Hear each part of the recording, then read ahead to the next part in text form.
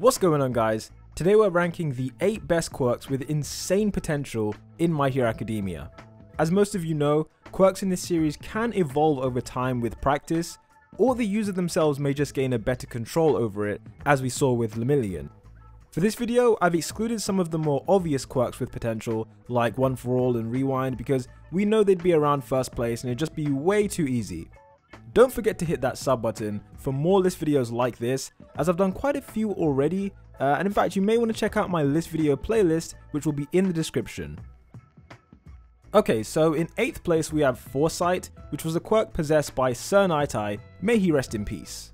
For anyone who's seen Season 4, you'll know that All Might's former sidekick intentionally underused this ability, and it's possible that if it had a different user, they could have maxed out its true potential.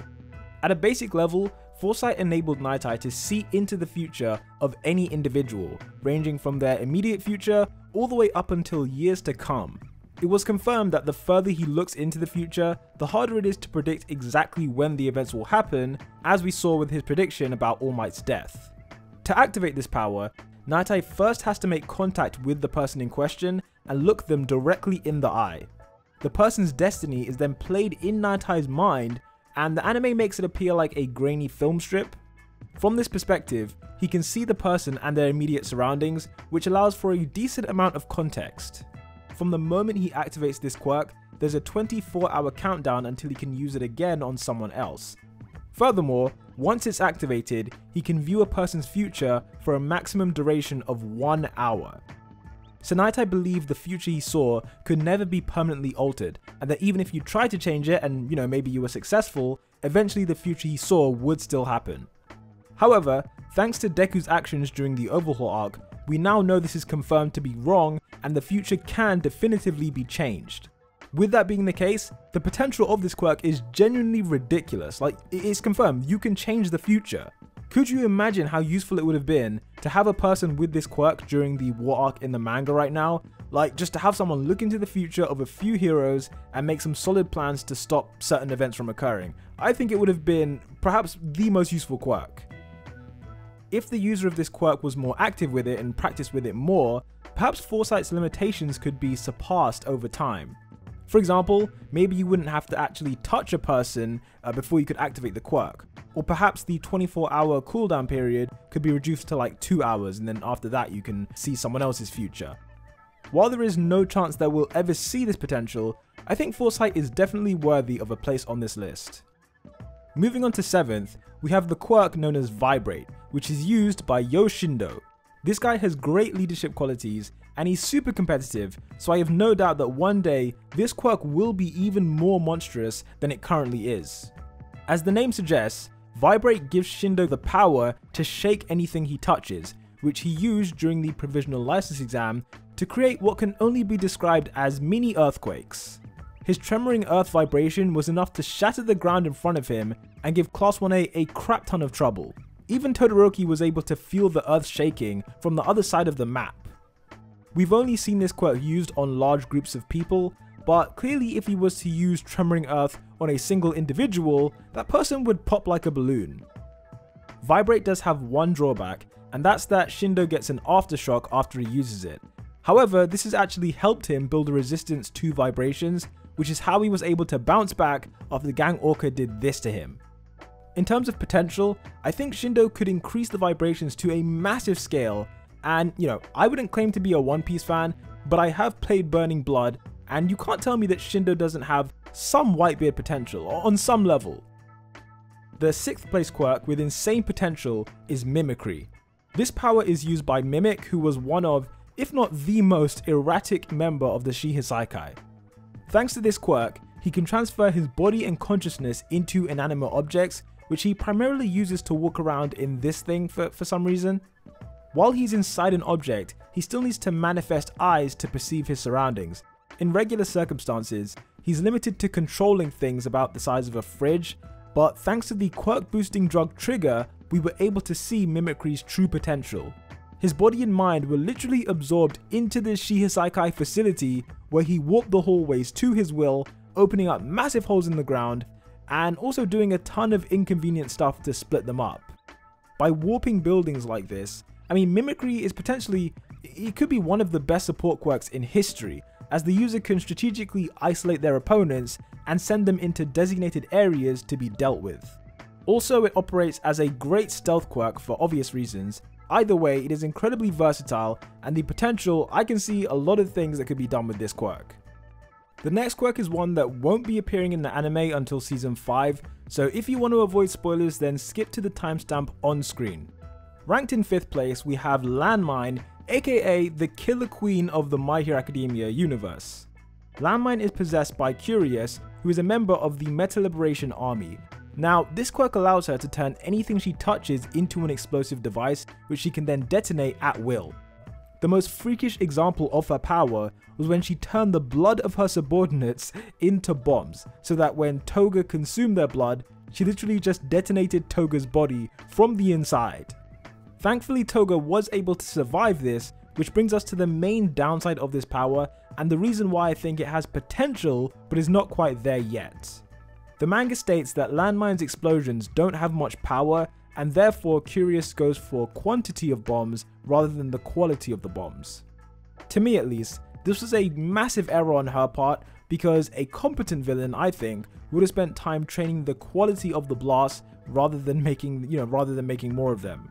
Do you know how much bargaining power a villain would have if they could just blow up their hostages at any given moment? Like, the heroes can't take chances with people's lives like that, so they basically have to comply in a situation like this.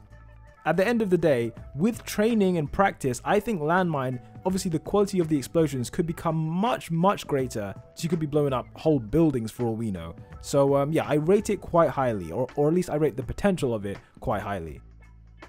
In 4th place, we have Brainwashing, which is used by Hitoshi Shinzo and was first introduced during the sports festival. I consider Shinzo's quirk to be something of a secret weapon for the heroes, in that it can stop any human enemy regardless of their power level.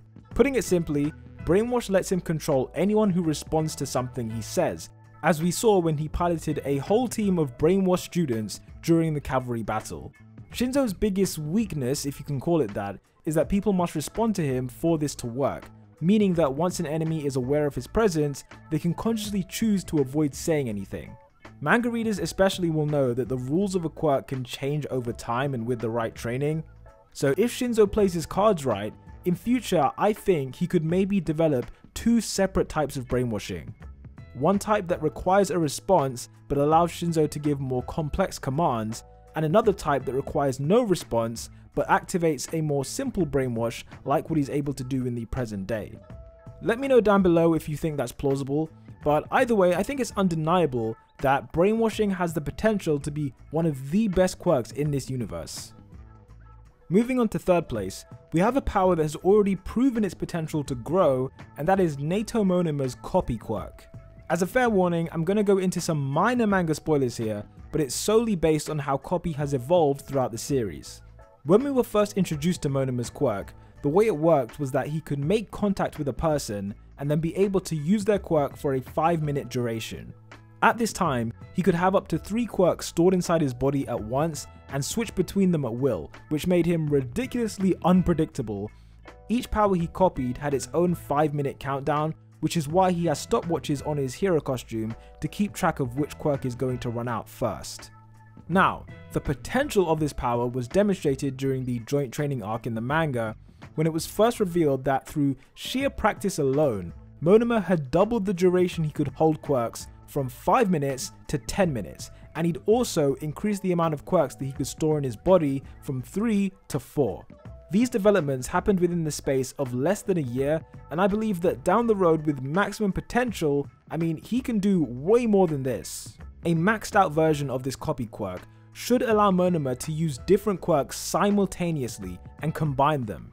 Everyone else who has multiple quirks is able to use them at the same time and combine them in some way.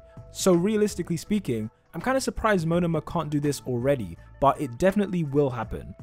Additionally, it almost goes without saying that the duration for which he can copy quirks should be his #1 priority in terms of the things that he works on. And, you know, having already doubled from 5 minutes to 10 minutes, by the time he's a grown man, I can see him having 1 hour. It's enough time to do the job that you need to do, and it's not too excessive. Let me know down below though, what is your opinion of like a realistic time period for Monoma to store quirks in the future? Would it be 1 hour? Would it be a day? Or would it be like 20 minutes? Let me know in the comments down below. I'm interested to see your take on that. The silver medal on this list goes to a power that I nearly didn't include because it was just too obvious, but I couldn't bring myself to leave it out in the end. Double is an ability currently possessed by Twice, and in terms of its potential, I think it can become even more formidable than it currently is. If you're watching this, then you probably already know that Twice can create doubles of things so long as he has sufficient data about what he's replicating. The only difference between the copies he creates and the real thing is their durability, and the fact that they're made from this grey gooey stuff. Without giving away spoilers, we see in the manga that this lack of durability can be a big weakness in crucial situations, but what if it wasn't? Whether it be by practice or by experimentation from the doctor, I think that Double has the potential to harden this gooey substance in a way that each new double is equally as durable as the last. You can literally have an army of Twice clones who themselves could make an army of Shigaraki clones. I mean, how ridiculous would that be? Once the issue of durability is overcome, yeah, I don't think there's many things holding him back at that point. Now, the number one quirk on this list is something that I think has the potential to change the world of My Hero Academia, and that is creation. Creation is a power that lets Momo convert the fat in her body into a variety of atoms, which she then uses to make inanimate objects. So far we've seen her make things like cannons, gas masks, shields, tracking devices, catapults, and countless other things. Aside from the obvious fact that if Momo acquired the relevant knowledge, she can create anything, whether it be nuclear weapons or quirk destroying bullets or quirk destroying nuclear weapons, I mean the possibilities are endless, but I think there are two additional ways that her quirk can still grow and live up to this insane potential. To start with, she says that her quirk converts body fat into a variety of atoms, but at the end of the day, body fat is just one form of stored energy. So what if instead of using her own fat, in the future, what if Momo can convert other forms of energy into her creations? Whether it be energy from the sun's radiation or random things that just happen to be in her environment. By being able to convert other forms of energy, that would essentially make her like a limitless creation machine. Secondly, I know I already used my one JoJo reference earlier in this video, but damn it, I'm doing it again because I think Momo may, if she puts her all into it, I think she may have the capacity to create life. Is it gonna happen? Probably not, but is it possible? Yeah, I think so. Early in the manga, the definition of her quirk said that she could create anything non-living, but as we've seen with Monoma, Deku, Shigaraki, Toga, and a ton of others, a quirk isn't truly defined by the boundaries of its first definition. As long as Momo's big brain can ascertain the chemical makeup of someone and their biological makeup, perhaps by doing an autopsy after they die or something like that, then creation could potentially be used as almost like a resurrection quirk, like bringing people back to life in a way. If she was able to do this, her creations would be the real thing inside and out, which would be very different from Twice's clones who, like we've established, they're made of this grey stuff, which, I mean, what even is that? Obviously, Momo doing this would raise a ton of moral questions, but still, is it possible with creation? All she needs to do is understand how something is made and what it's made of, and then she can do it. So, I don't know, I think it's plausible. Let me know in the comments which quirks you think have the most potential, and I want to give a special mention to Dark Shadow, Whirlwind, and Half Hot, Half Cold, which could have also easily been on this list. Thank you guys for watching, that was everything I had for today, and be sure to check out my list video playlist, which is in the description. Peace out.